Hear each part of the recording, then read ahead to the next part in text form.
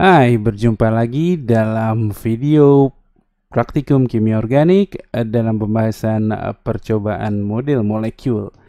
Baik, sekarang kita akan bergeser ke konformasi sikloheksana yang tersubstitusi.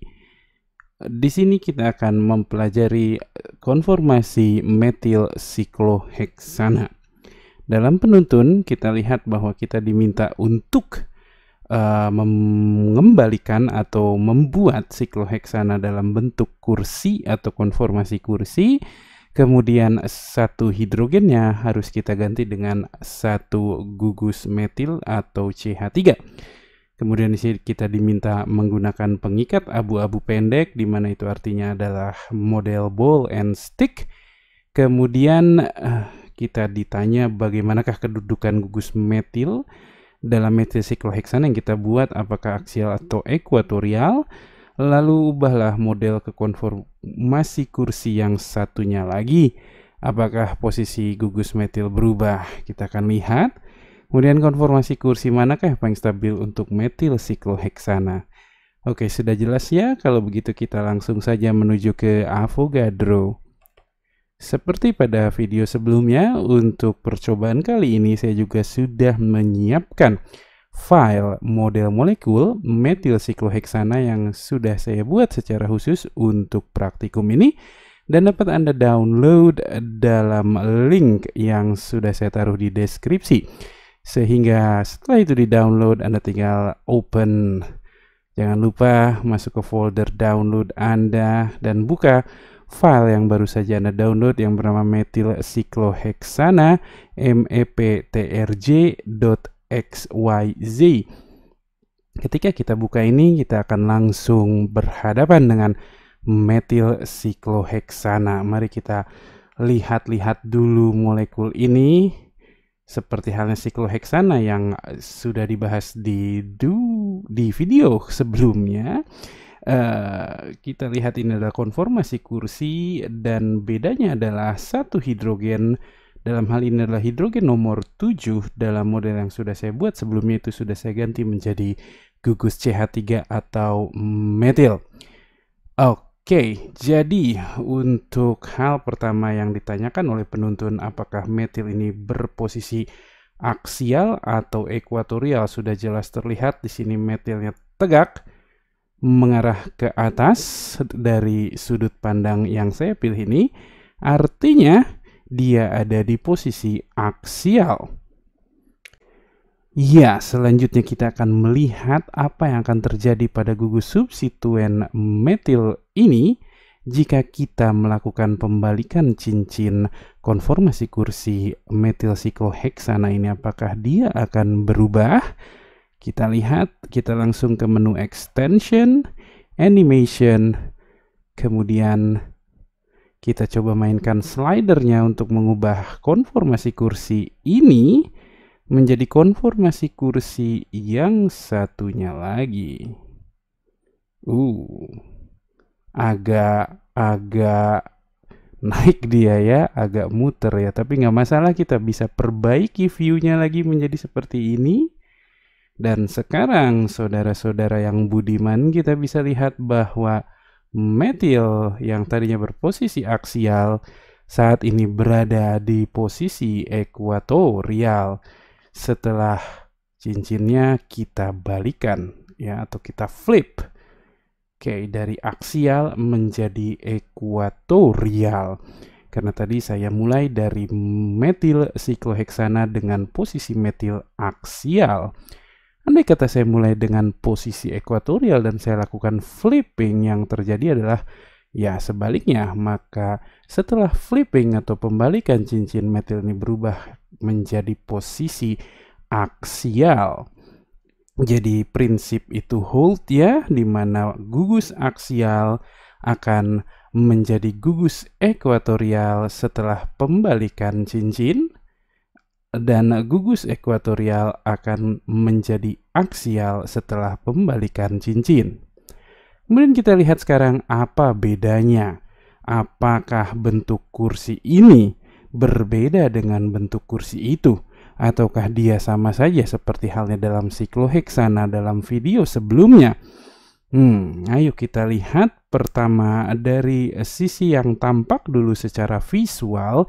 Di sini kita lihat bahwa pada posisi aksial, metil terlibat interaksi 1,3 aksial, 1,3 diaksial dengan 2 hidrogen, yaitu dalam hal ini hidrogen nomor 16 dan hidrogen nomor 12 di situ ya. Dia terlibat tolak-menolak 1,3 diaksial dengan kedua hidrogen ini. Baik, mungkin di sini kurang terlihat betapa pentingnya ini. Mari kita nyalakan van der Waals pair dari molekul ini. Could you just look at that, how big that methyl is compared to the other atom here. Hydrogen is so small compared to methyl CH3, of course. Dan kita bisa lihat bahwa terutama hidrogen metil yang sebelah sini itu kontak dekat sekali dengan 2 hidrogen yang ada di posisi aksial ini. Dan ini akan memperbesar interaksi atau tolak menolak 1,3 diaksial pada molekul ini. Kemudian apakah ini akan berubah ketika dia jadi ekuatorial? Kita coba.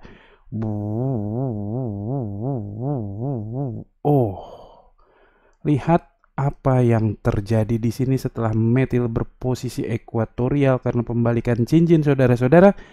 Yang terlibat 1,3 diaksial di atas cincin tadi sekarang hanyalah 3 buah hidrogen.